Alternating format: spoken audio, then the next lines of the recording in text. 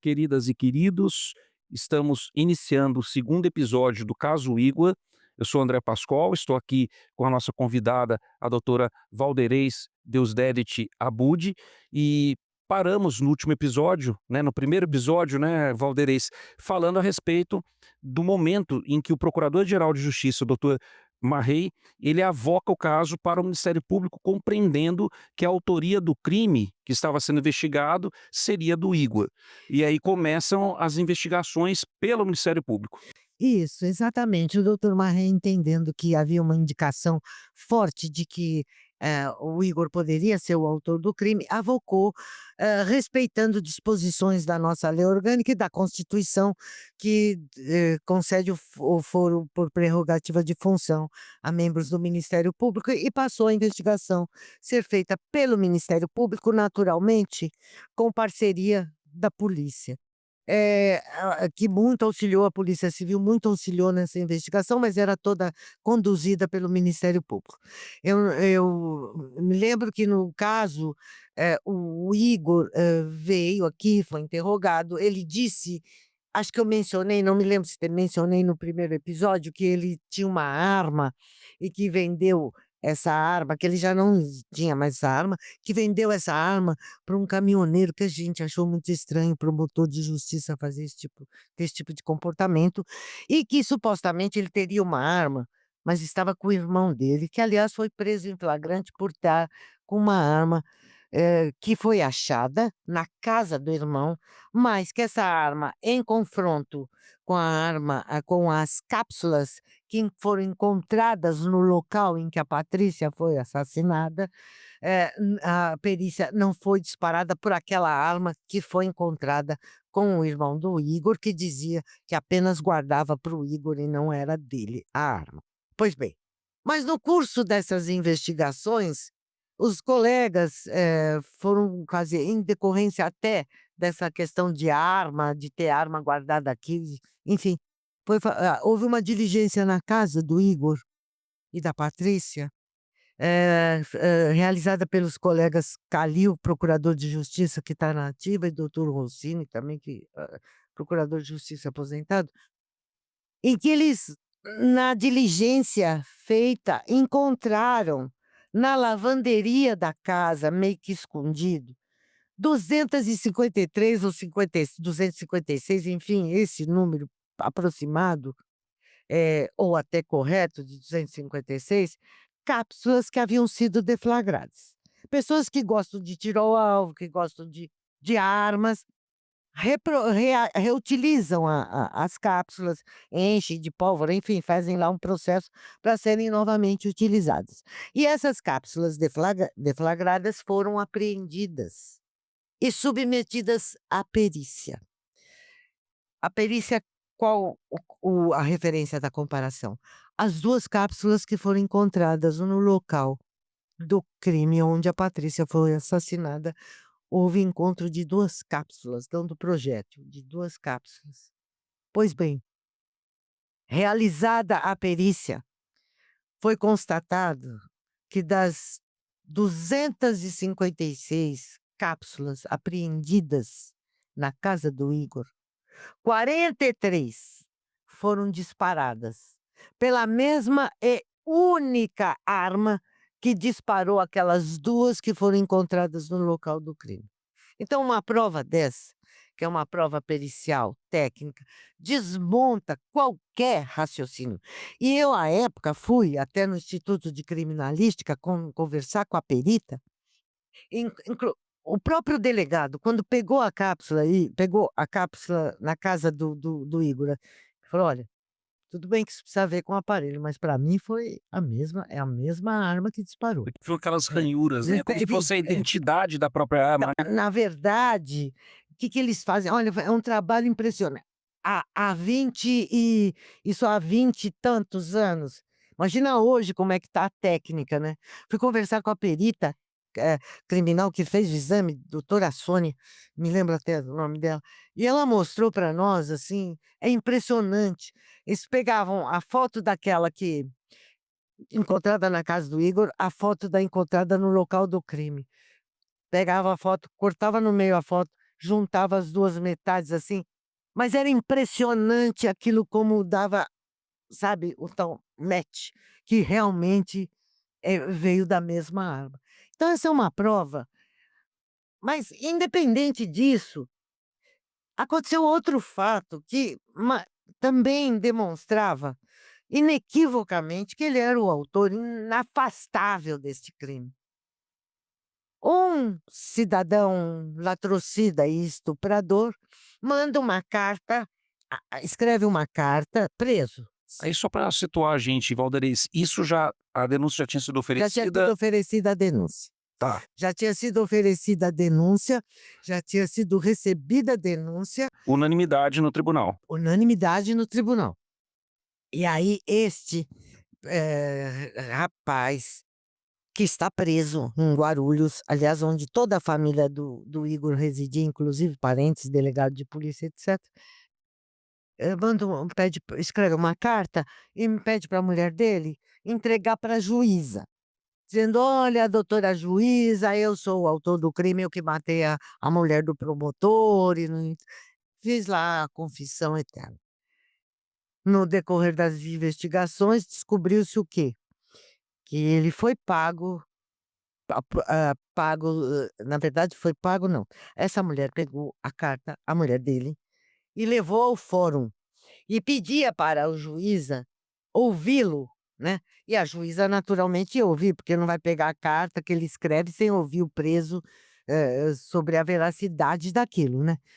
Então, no decorrer da investigação, constatou-se que foram pedidos R$ 5.000, ele pediu R$ 5.000, esse preso, para quem, ofereceu essa oportunidade, para dizer que era o assassino da Patrícia, e sendo que só 2.500 foi pago. Eu acho que quando não pagou a segunda parcela, ele foi lá e desmentiu tudo. O que que aconteceu? Aconteceu que a juíza ia, eh, chamar o que seria natural. Sucede que uma colega nossa, promotora de justiça, doutora Débora Kelly, era promotora na época e ela diz: "Não podemos fazer isso. Isso é processo do Igor, é competência originária. Este homem só pode ser ouvido pelo tribunal ou pelo Ministério Público, pelo procurador-geral". Felizmente aconteceu isso, porque havia um plano macabro com relação a o destino desse preso que iria assumir em juízo ter sido o autor do assassinato da Patrícia. E aí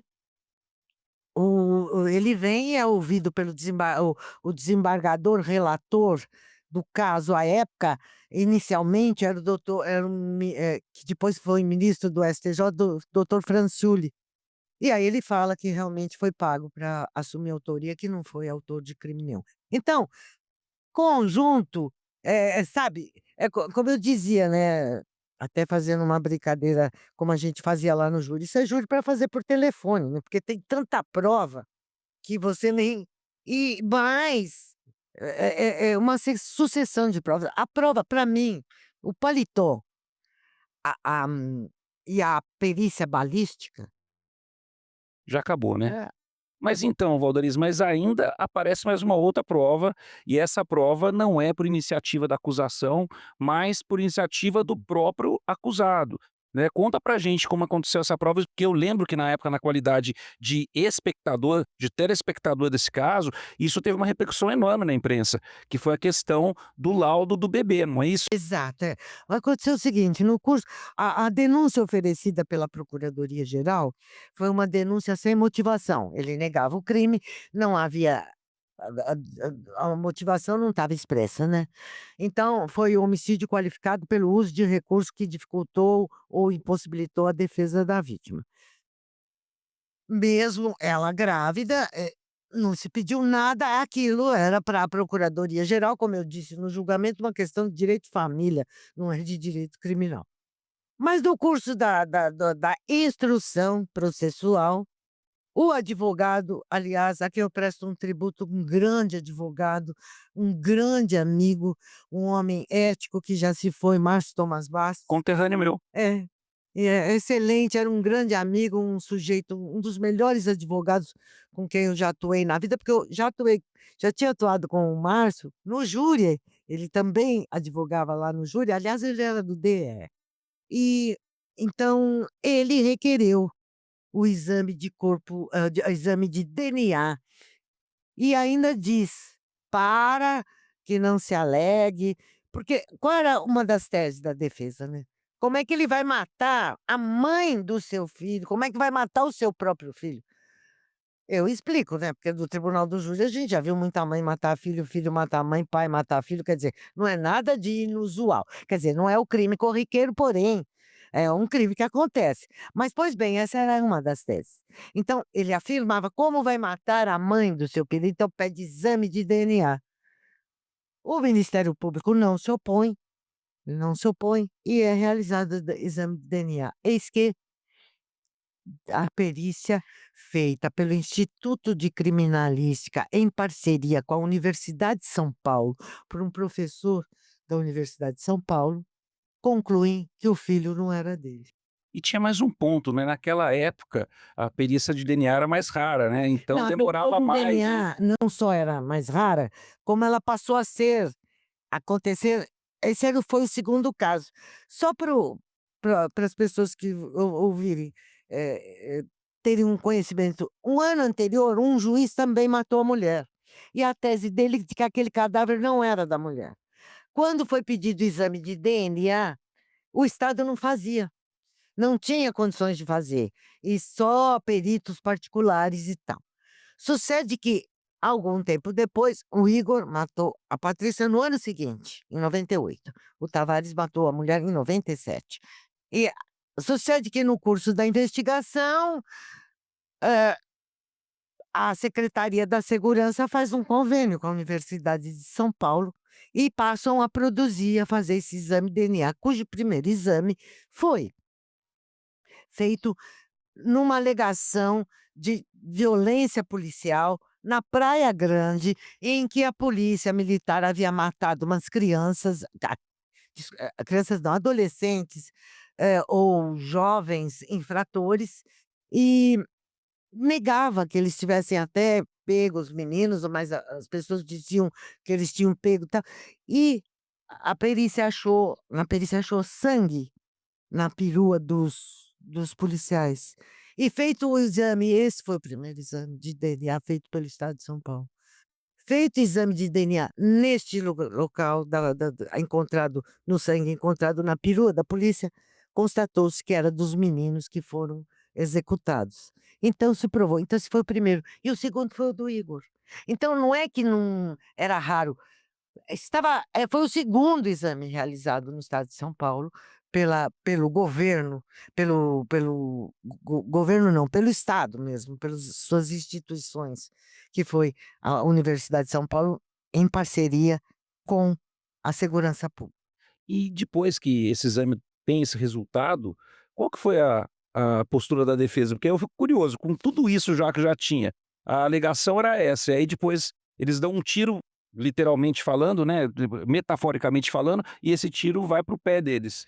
É, realmente foi. Olha, na verdade, eu no dia do julgamento, é o que eu disse aqui e disse lá, estou repetindo aqui o que eu disse lá. Para nós essa questão, para o Ministério Público, não tinha a menor relevância, isso era uma questão a ser discutida na vara de família. Se ele era filho de quem, não era. O certo é que o Igor era o assassino da mulher que carregava uma criança no seu ventre, certo? Isso que para nós interessava. A autoria, a motivação, ele não quis contar, não sabe qual foi, certamente nunca passou pelo Ministério Público que fosse, em razão da de desconfiança de o filho não ser dele, até porque senão ele não pediria, né, Não, o o exame. com É. certeza. Então, assim, aí a gente tem esse conjunto de provas e aí a gente vai para o julgamento, não é isso? Já tá, tem as alegações finais, tudo. Então no próximo episódio a gente vai tomar conta da questão do julgamento e eu tenho mais algumas perguntinhas para fazer para você, né, Valdeci? É, eu Claro, tô né? aqui para isso.